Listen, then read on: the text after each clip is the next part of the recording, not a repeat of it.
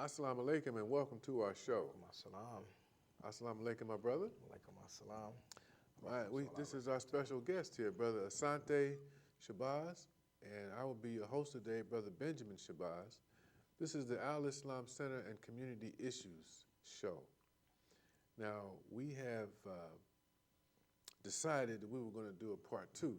This brother was so powerful, he couldn't cover everything in one show. Matter of fact, I don't think he can cover everything in 100 shows. But we want to do a part two, and this is a part two of the show, and the spotlight is really on Brother Asante and some of his life experiences. So before we start this show, we want to open up formally to give all praises to the Creator with the Al-Fatiha, which is one of the most beautiful surahs in the Quran, the opening of the Quran, really.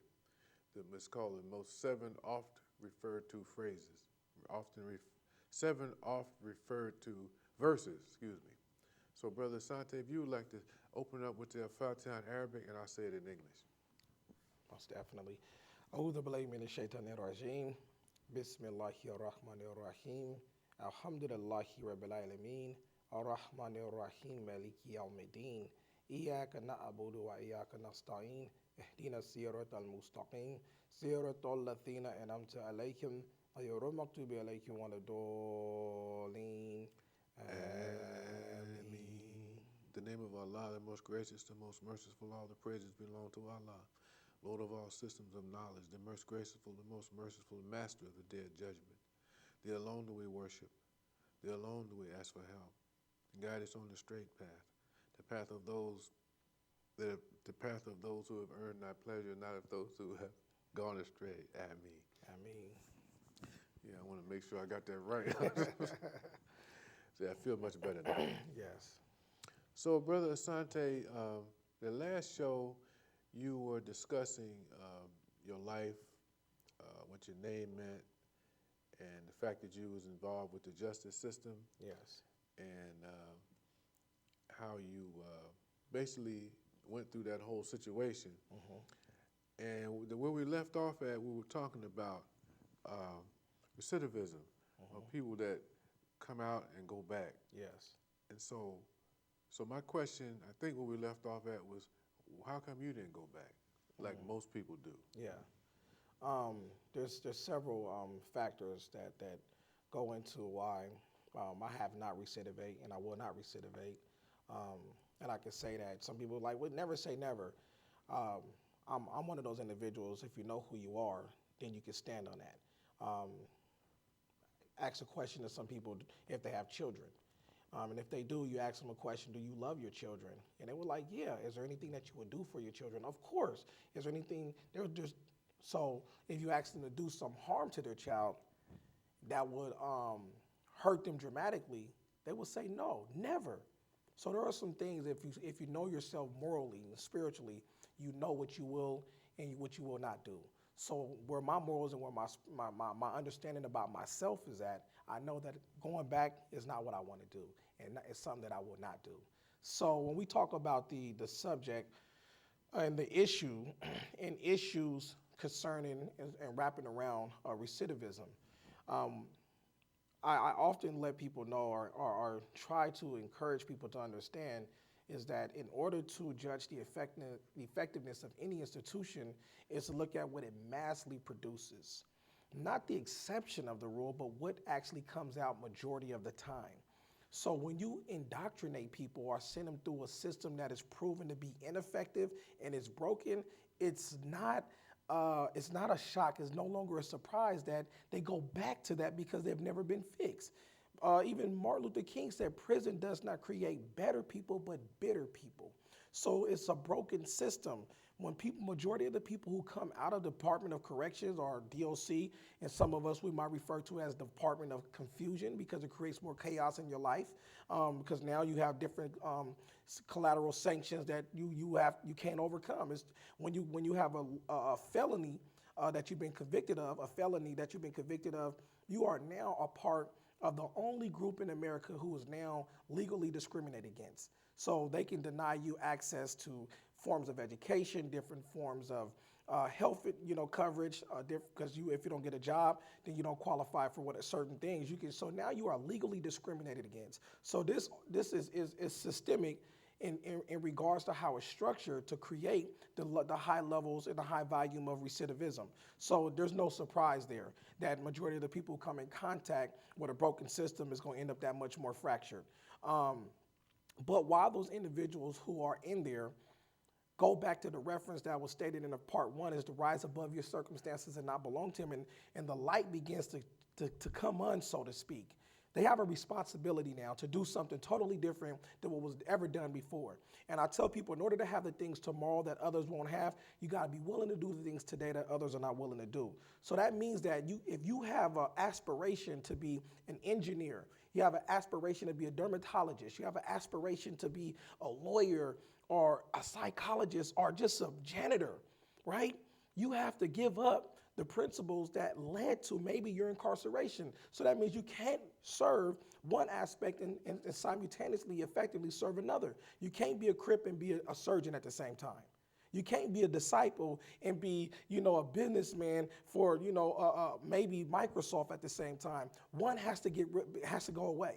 And the one that's not effective, that's not serving you in a way of righteousness and also to your community, that's the one that you need to get out of it. So when that light bulb comes on and you understand that and you begin to put those tools together, you have a responsibility to bring that back to those who need it the most. The same people who are just like you, the same people who look like you. I come across individuals who are doing good.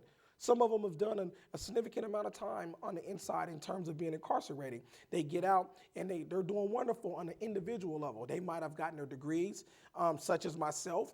But I tell people all the time, degrees only have your name on them. That's your accoutrement. That's your accolade. That means nothing to the rest in terms of society and impacting those people who need to be impacted. That's something that's individual. George Bernard Shaw said, a man wrapped up in himself makes for a pretty small package.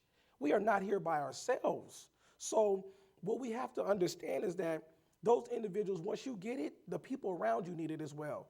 And the people who that needs to be serviced with that opportunity are the individuals who are going to be impacted the most. People from my community, people who look just like me, people who are my gender category, category, people who are my racial category. We look at the levels of disparity in terms of the data. We see who's getting pushed out further and further on the edge to the point almost to non-existence. Those are the people who need my help. And so if the light bulb turns on to me, I owe it to them.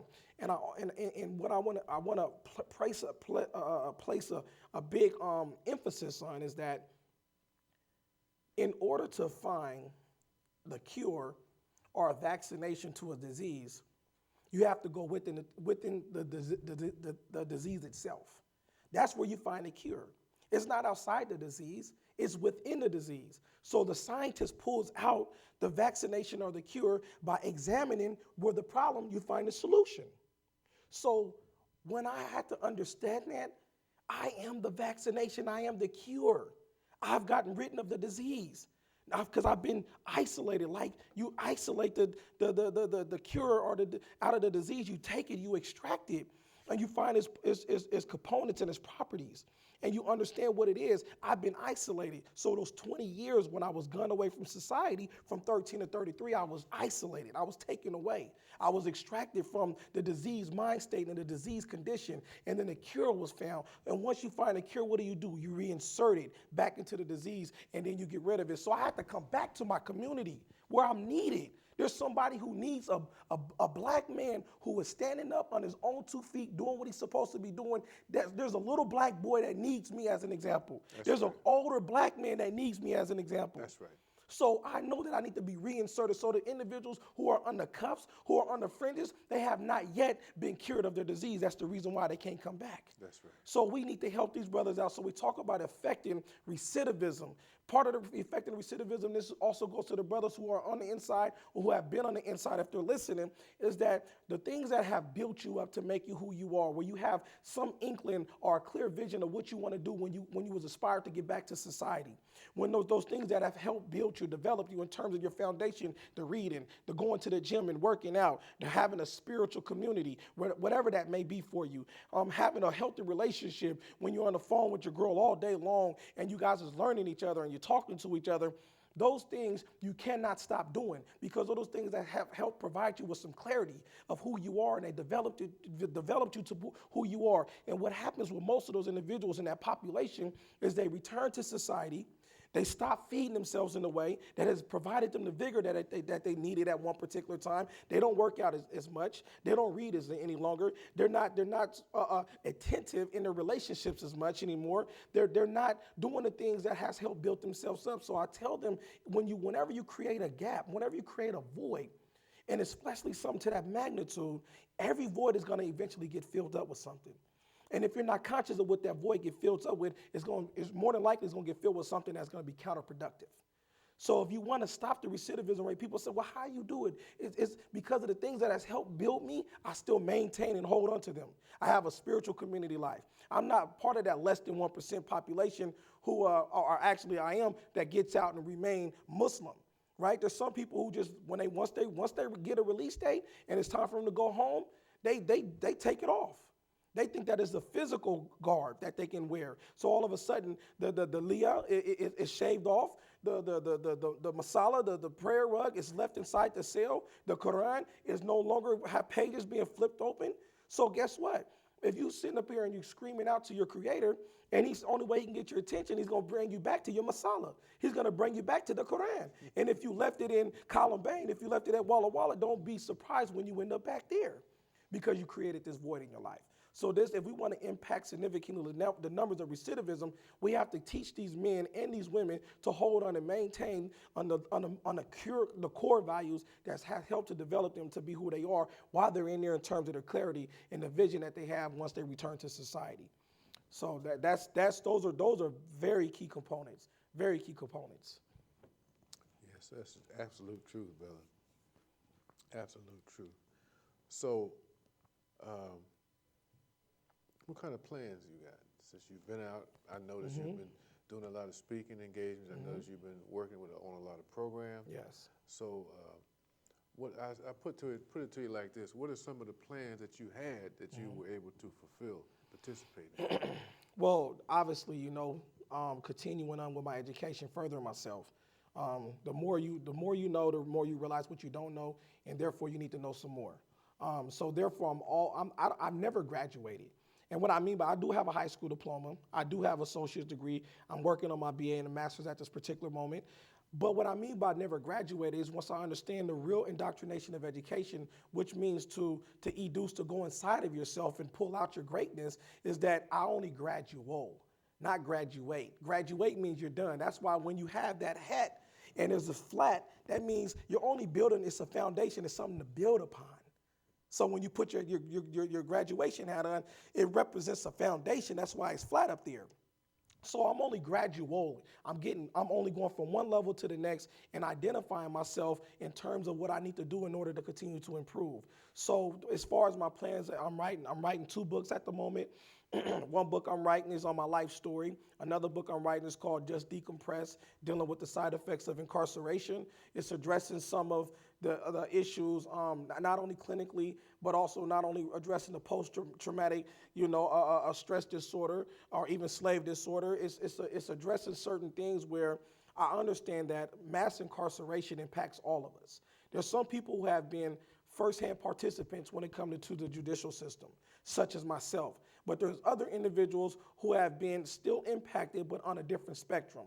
When I go inside of these schools and I ask these young pupils, whether I'm at the elementary schools, I'm at the middle schools, or I'm at the high schools, I ask them by the show of hands, by the count of hands, who here know on a personal level, and I'm not talking about because you end up having to go to a doctor visit, who knows a doctor, like somebody live next door to you or somebody in your family? Who knows a lawyer in that same aspects? Who knows? Majority of the people in the class can't put their hand up. They can't say, I know somebody on a personal level. So guess what? That means that they don't have access to that, not only to somebody who has that particular title so they can aspire to, they can see that as realistic, and then they have resources because of that information that person have, they can extend to them.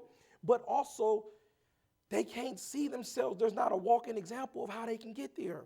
But when I ask them, how many of you guys know somebody who's incarcerated or been incarcerated, majority of the school hands goes up. And what that tells me is that they have a prime example of how to end up there. because the majority of them people know somebody who has been there or is there at this particular moment. So what we have to do is we have to stand in the gap. We have to do the work. See, most of these individuals who say that they specialize in this and in that, they might be a pundit on this particular subject. But if you have, it's one thing, in the words of my brother Kimani Carter, who's incarcerated and serving a life sentence, and may God willing he'll be relieved of that burden. But he said it's one thing to study the subject, but it's another thing to be the subject.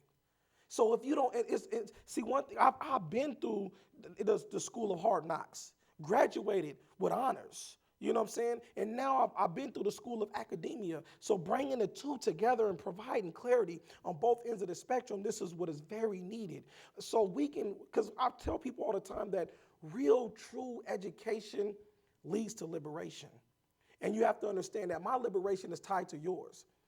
Just because I might have some accoutrements, I might have a different style of car, vehicle than the next person, I might be wearing some more designer clothes than the next individual, those are just more provisions inside of this prison. That's all that means. But we are still here. Because my liberation is tied to yours. Just like Martin Luther King said, the threat to justice anywhere is a threat to justice everywhere. That means my liberation is tied to yours. So if you cannot see in my story, because you have not personally been there, some type of connection, then that's something that you need to be woken up in terms of your level of education, where you're at. Because if your people are being impacted, once again, we're talking about systems. And we're talking about doing something on a level of individuals to help them. We have to change the system. Direct service is cool. But if we don't change the system, the direct service is nothing. It's only saving one person. We've been indoctrinated and trained to think like that. Well, if I just impact and save one person, then I've lived a wonderful life. No, we need to take it further than that. Because if that's a statement that's been made from the last 100 years, then we need to take that statement further. That means we ain't doing the work. We need to take it a lot further than that. We need to say, no, we need to change the system so we can change the outcomes of many different lives. So when I go ask that question 20 years from now, and actually know some doctors and lawyers to them little kids, all their hands is going to go up. And I tell them little kids, when I come back in 20 years, I want to make sure you're that doctor and that lawyer so somebody can know one that you didn't get a chance to know. That's what I want to make sure. Because a lot of people are out here, you give them a microphone, they know what to do. As soon as you hand them a hard hat and some boots, they get dumbfounded. They don't want to do the work. But if you don't do the work, little kids just like myself is going to be in prison. And they are making sure that they're developing those cells. And if it gets overcrowded, they don't care. Many of people I've seen sleeping on the floors of them prisons because of overcrowdedness, they don't care. So if you ain't going to do the work, then get out the way. That's what I'm saying. Get out the way if you ain't going to do the work. Because if you ain't doing the work, you're hurting our people. You're hurting these little kids.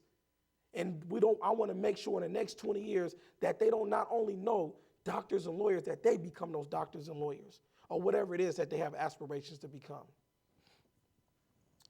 And that's what we need to hear. A lot of people need to get out of the way. Absolutely. Yeah. So the next question I was going to ask you is, what is a message to your peers? I'm going to give you all the three questions I was going to ask you. Because you hit on a lot of them. Mm-hmm. A message to your peers, a message to those coming behind you, and a message to the world. So we can work that in however you see fit. Well, it's really the message is we got to do the work. A lot of people want to be successful, but they don't want to do the work. The only time you have success before you do the work is inside the dictionary. That's the only time success comes before work is inside the dictionary. Outside of that, you got to do the work in order to become successful. We have to have a understanding, a driven a platform of what it is that we want to do in terms of various outcomes that we're looking for, that we want to achieve. We have to have a sit down. Every voice needs to be heard. We can't have one particular group of individuals say that, well, I'm the pundit and I specialize in whatever title that you've ascribed to me. And therefore, my opinion is more qualified than the next. We are all in this world, living in this world at the same time. How are you more valuable than me? And how am I more valuable than you if my creator said you have the right to be here just as much as I do? So we have to all be at the table and do our job. And I tell everybody, it's your given right. It is your given right to be great. If my creator created me and he's great, then he's telling me it's all right for me to be great as well. This is your given right. You think I'm lying? Let me give you proof. When your father met your mother and they had intercourse, and he provided the spermatozoids inside of your mother, there was anywhere from 40 million to 200 million spermatozoids that was pushed out into your mother, including you. And every single one of them had a particular mission. Majority of them was trying to get down the fallopian tube so they can fertilize the egg and they can get here. They was trying to beat you out. But then again, there's about anywhere from 20 to maybe 40 million of them that were just defenders. They're called blockers. Here in this world, we call them haters. They want to get in the way. They want to stagnate progress. That was their only mission. They wasn't even trying to go down the fallopian tube in order to fertilize the egg. They just there to stop. But you made it through all of that. You beat hundreds of millions of people to get here just to become a carbon copy? Just to get in line like an assembly line and not do what you're designed to do, designed to become? You need to stand in your greatness. I don't care if you're 3 years old, stand in it right now. You have the right to do that. When I got out, my father his life expired in the first 9 months of me returning home, and 5 months after that, I lost my mother. But I remember when I was with my dad, it maybe his last 2 days, and he wanted to go out. He wanted to go to the IHOP because he wanted some pancakes. I've never seen my dad this weak. But even in his weakness, he was still strong, and he was fighting everything he can to get up in the car, in the van, and I helped lift him up. And he wanted to go around, and he wanted to walk around, and he even wanted to say, man, take me out at night. Barely can be up. And I had an auntie that says, no, let him rest. Let him rest. Let him get his rest. And I told her, well, if God is still allowing him to walk, then I'm not going to interfere with that. So it's the same thing with anybody. If God has given you the ability to be here, who am I to try to interfere because I say I'm more qualified? I got the specialization because I have a particular training, a particular tool that you don't have. No, we all need to come together and utilize whatever strengths that our Most High has provided us with in order to make this thing that we call life really happen and really work. We can't do it on an individual level. No man is an island unto himself. So we're talking about having a message. The message is we got to do the work. Because if you're not doing the work, you are doing the work of somebody else. And majority of that is going to be counterproductive. It's going to be counterproductive. You can blame me for going to prison at 13, but the reality is somebody wasn't doing their job to make it accessible. And I'm talking about a whole system that was created in order to make it accessible for a 13-year-old to go to prison. On so many different levels, people have flunked out to not do their job. Because I was in school. The teachers didn't do their job to catch some of the problems. I had a home. Somebody in the household didn't do their job to catch some of the problems. I went to the juvenile justice system. Somebody there who said, I'm specialized. I got this particular title. Didn't do their job to catch the problem. So obviously the system that we have is really a setup at the particular moment. Come on, brother. It's a setup. It needs a complete overhaul. It needs a complete overhaul. So we need to have the right people at the right table. And we need to have the people who really understand, who is committed to this process and not just involved in this process, leading this process. What I mean by the next time you have steak and eggs for breakfast, remember that the cow was committed, but the chicken was just involved. We have to be like that cow and be willing to sacrifice and give up all and everything in order to make sure that we have a delicate meal for everybody. We have to do our part. And if you're not sitting here doing your part, I promise you, somebody's using you to do something different. And it's counterproductive in most parts because, like I said, the current system we have is not working. And if I'm lying, Donald Trump is now the new president of the United States of America, and that's because of a system that is not working. You ain't never lied. So we have a few more minutes. I wanted to ask you this question. You know, there's this familiar term out there talking about the school to prison pipeline. Yes, sir. Then there's another idea out there that it came up in that movie, The 13th. about the 13th Amendment. Yes. How they abolished slavery, but then wrote it in if you're a felon. Yes. So now when you was incarcerated, what kind of work did they have you doing? Nothing to prepare me to do the work that I'm doing out here today. Wiping down tables, emptying garbages, janitorial type of work. Nothing to prepare you to be a president of a Fortune 500 company, or even being a president of the United States, or even to do anything to have any really major significance. Not to say these other things don't have significance, but you get what I'm saying. So there's definitely a setup. There's definitely an approach. I also want to highlight ayat in the Quran in Surah 64, ayat 16, where Allah states, "Fatakullaha mastatatum." It says, "Verily be dutiful to your Lord and fear him as much as you can." So when I read that, I realized the onus. There's two components there. Verily be dutiful to your Lord and fear him as much as you can. This is the beauty of Islam right here for me. Reason why? Because it said, verily be dutiful. First, I had to know what my duties are. So that was the first task that I had to find out. What is my responsibility here? Because he put me here for a reason on this earth. And I have to understand with that. Because I can't be dutiful to him if I'm not understanding what my tasks and my responsibilities and that duty are. So I know that first and foremost, I need to learn that. And once I was able to conceptualize and understand those things, then the other component it says, and fear him as much as you can. It didn't say fear him as much as Brother Benjamin Shabazz can, or fear him as much as Prophet Muhammad, may peace and blessing be upon him, can, and fear him as much as you can, so that personalization, onus is a part of that. So if we want to do the work, we have to own it, and then we can give it in a way that is fulfilling to everybody, and in a way that can bring change, real significant change in a way that needs to be seen. That's beautiful. That's beautiful. Fear him as much as you can. Absolutely. Yeah, I remember a brother was talking about, why should I fear Allah? You know, Allah is a loving God. And he was talking to Imam Muhammad, and the answer came back like this. He said, why do you fear the criminal down the street? You know, say naturally, you know, Allah is trying to get you to understand you're not supposed to fear the criminal. Exactly. But you do. Yeah. You know? Yeah. So fear Allah, you know, in it's a different sense, but fear Allah. You know, make that your priority. You don't want to displease Allah. Look at all the gifts he's given us.